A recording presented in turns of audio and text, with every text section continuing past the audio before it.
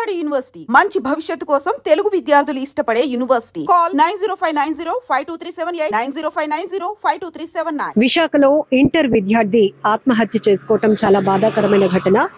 కంచరపాలెం ఇందిరానగర్ కు చెందిన Ambati Revanth Kumar first year చదువుతున్నాడు. అయితే తనకు వచ్చిన కష్టం ఏంటో తెలియదు, కానీ ప్రస్తుతానికి అందుతున్న సమాచారం ప్రకారం ఎగ్జామ్స్ బాగా రాయలేదు అని మనస్తాపం చెందినటువంటి ఆ అబ్బాయి రైల్ ట్రాక్ పైన తలపెట్టి ఆత్మహత్య చేసుకోవాలనుకున్నాడు.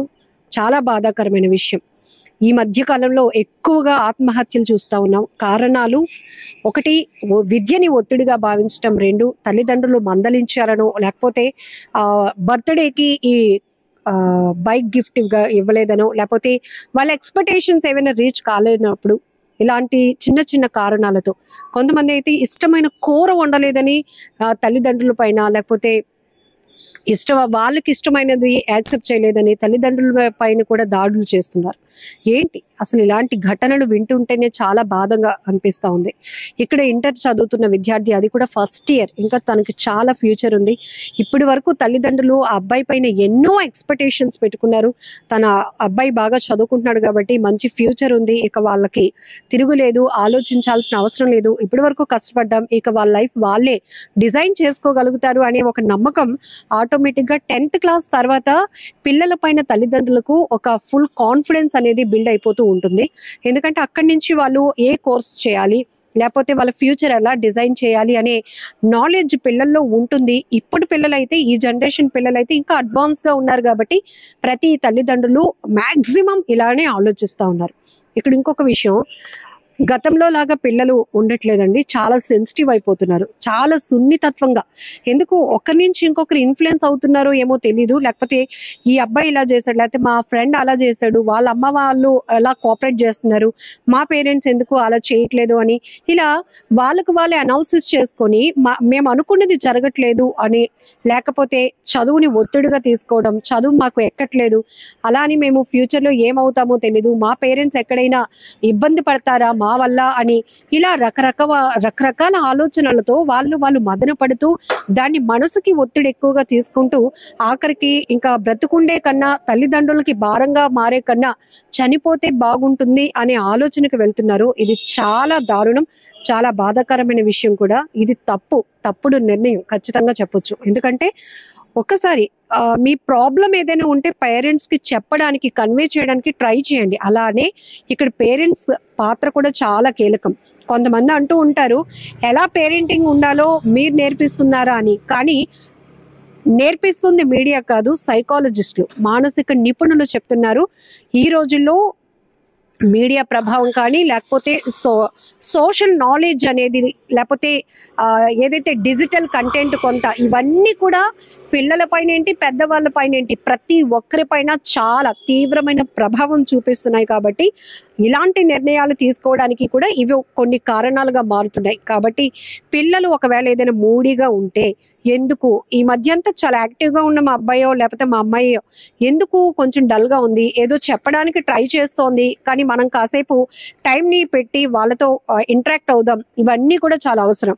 అయితే ఈ గ్యాప్ రావడానికి కూడా చాలా కారణాలు. ఇవి కూడా సైకాలజిస్టులు చెప్తున్నటువంటి మాటలు. వాళ్ళు అనేక అధ్యయనాల్లో కూడా వస్తుంది ఏంటంటే, గతంలో కుటుంబ వ్యవస్థ చాలా హెల్దీ వాతావరణంలో ఉండేది. అమ్మమ్మో నాన్నమ్మో అమ్మో నాన్నో అత్తో మామో ఇలా ఎవరో ఒకరు బాండింగ్ అనేది వాళ్ళ చుట్టూ వైఫైలో ఉండేది. కాబట్టి మిస్ అవుతున్నాం మా వాళ్ళని అనే ఫీలింగ్ ఎవరికి ఉండేది కాదు. ఒకవేళ చాలా మంది చూడండి, మా అమ్మ నాన్న కన్నా మా మామయ్య అంటే చాలా ఇష్టం అంటారు, లేకపోతే మా తాతయ్య అంటే నాకు చాలా ఇష్టం అంటారు. ఇలా కొన్ని రిలేషన్స్ కి కొంత ఇంపార్టెన్స్ ఉండేది. అంటే పిల్లలు అక్కడ తల్లిదండ్రుల బాధ్యత కూడా ఏంటంటే, మేము వాళ్ళకి కొంచెం గ్యాప్ మెయింటైన్ చేస్తున్నా, తల్లిదండ్రులుగా మేము అది ఫుల్ఫిల్ చేయలేకపోయినా అమ్మమ్మనో నానమ్మనో వీళ్ళ ప్రేమను వాళ్ళకి దగ్గర చేసే ప్రయత్నాలు చేస్తున్నామని. బట్ ఇప్పుడు ఫ్యామిలీస్ ఎలా ఉన్నాయో మనకి తెలుసు. ఇంకా ఇద్దరు కూడా వద్దు ఒకరే ముద్దు అన్నట్టుగా వెళ్తూ ఉండటం, కనీసం వాళ్ళు ఆడుకోవడానికి ఇంకా పిల్లలు ఎవరైతే అన్న చెల్లు ఇలా కూడా లేక ఒంటరిగా ఉన్న పిల్లలైతే మాత్రం ఇంకా చాలా ఒత్తిడిగా ఉంటున్నారు. ఇప్పుడు ఎగ్జామ్స్ సీజన్, అలానే హాలిడేస్ సీజన్ కూడా. కాబట్టి చాలా జాగ్రత్తగా ఉండాల్సిన అవసరం ఉంది. మీ పిల్లలు ఇప్పుడు ఏం చేస్తున్నారు, వాళ్ళ ఫ్యూచర్ కోసం ఎలాంటి డిజైన్ చేసే ఆలోచనలో ఉన్నారు, లేకపోతే వాళ్ళ గోల్స్ ఇంకేమైనా ఉన్నాయా, వాళ్ళ ఇంట్రెస్ట్లు ఇంకేమైనా ఉన్నాయా, లేకపోతే మనం చెప్పింది పేరెంట్స్ చెప్పింది ఫాలో అవడానికి వాళ్ళు ఎంతవరకు రెడీగా ఉన్నారు, వాళ్ళ మైండ్ ఎంతవరకు ట్యూన్ చేసుకొని ఉంచారు, ఇవన్నీ కూడా అనాలిసిస్ చేయాల్సిన బాధ్యత ఖచ్చితంగా పేరెంట్స్దే. ఈ రోజుల్లో ఇద్దరు వర్కింగ్ చేస్తున్నారు కాబట్టి అంత టైం లేదు. అలాగే మేము కష్టపడుతుంది కూడా పిల్లల కోసమే కదా అంటే, పిల్లలు ఆ స్థాయిలో మనంత మెచ్యూరిటీ ఉండదు కదా పిల్లలు అలా ఆలోచన చేయటానికి. ఇక్కడ ఇదే ప్రాబ్లం పదే పదే మానసిక నిపుణులు చెప్తున్నారు. ఐ డ్రీమ్ ఛానల్లో కూడా చాలా మంది సైకాలజిస్టులతో గుడ్ పేరెంటింగ్ గురించే కాదు, పిల్లలు ఈ మధ్య ఎందుకు అంత తీవ్రమైనటువంటి ఒత్తిడిగా ప్రతి చిన్న విషయాన్ని ఎందుకు అంత స్ట్రెస్ గా తీసుకుంటున్నారు, వాళ్ళకి పేరెంట్స్ కి మధ్య గ్యాప్ ఎందుకు క్రియేట్ అవుతుంది, ఇవన్నీ విషయాలు చాలా కూలంకుషంగా చర్చిస్తా ఉన్నారు. కాబట్టి కొన్ని ఫ్యాక్ట్స్ మనం యాక్సెప్ట్ చేసినప్పుడు మాత్రమే రిజల్ట్ వస్తుంది. 100% ఇక్కడ వైజాగ్ లో ఇంటర్ ఫస్ట్ ఇయర్ విద్యార్థి తను పేరెంట్స్ కి చెప్పొచ్చు, నేను బాగా ప్రిపేర్ అవ్వలేదు, ఫస్ట్ ఇయర్ లో నాకేదో కొంచెం ట్రబుల్ అయ్యేలా ఉంది రిజల్ట్ లో అని ఏదో ఒకటి చెప్పడానికి ట్రై చేయాలి. లేకపోతే నాకు చదువు అంటే ఇంట్రెస్ట్ లేదు, నా మీద ఓవర్ ఎక్స్పెక్టేషన్స్ పెట్టుకోవద్దు, నేను ఈ స్కిల్ వైపు వెళ్ళాలనుకుంటున్నాను, నన్ను అలా ఎంకరేజ్ చేస్తే అక్కడ నేను సూపర్ గా నేను రాణించగలుగుతాను, నేను ఏంటో ప్రూవ్ చేసుకోగలుగుతాను. ఇలా పిల్లలు కూడా మీ ఇంట్రెస్ట్ ని పేరెంట్స్ కి కన్వే చేయడానికి ట్రై చేయండి. అట్ ది సేమ్ పేరెంట్స్ కూడా, తల్లిదండ్రులు కూడా పిల్లల ఆలోచనలను అభిరుచులను కూడా అర్థం చేసుకోవడానికి ట్రై చేయండి. ఇంకొక విషయం ఏంటంటే, చాలా సామెతలు ఉన్నాయి, మనం కూసే గాడిదొచ్చి మేసే గాడిదని చెడగొట్టింది అన్నట్టు.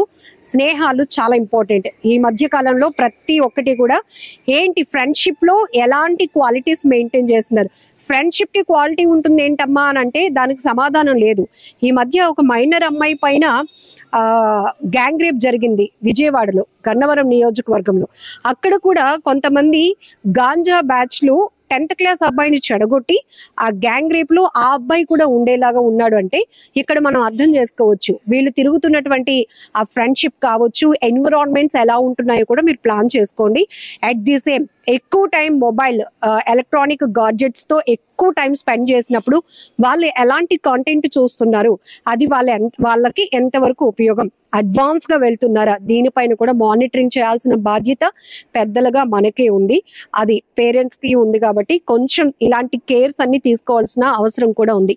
ఇక్కడ జిఆర్పి పోలీసులు చెప్పింది కూడా, ఇంటర్ ఫస్ట్ ఇయర్ విద్యార్థి రైల్వే ట్రాక్ పైన ఆత్మహత్య చేసుకోవటం అనేది మొదటగా రైల్వే పోలీసులే విస్తుపోయారు. ఏంటి ఇలాంటివి ఎక్కువగా వింటున్నాం, అలాంటిది చాలా మంచి ఫ్యూచర్ ఉంది ఈ అబ్బాయికి.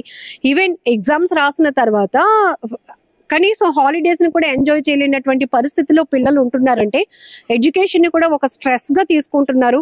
దాని విషయంలో కూడా మీరు చాలా కేర్ గా ఉండాల్సిన బాధ్యత కూడా ఉంది.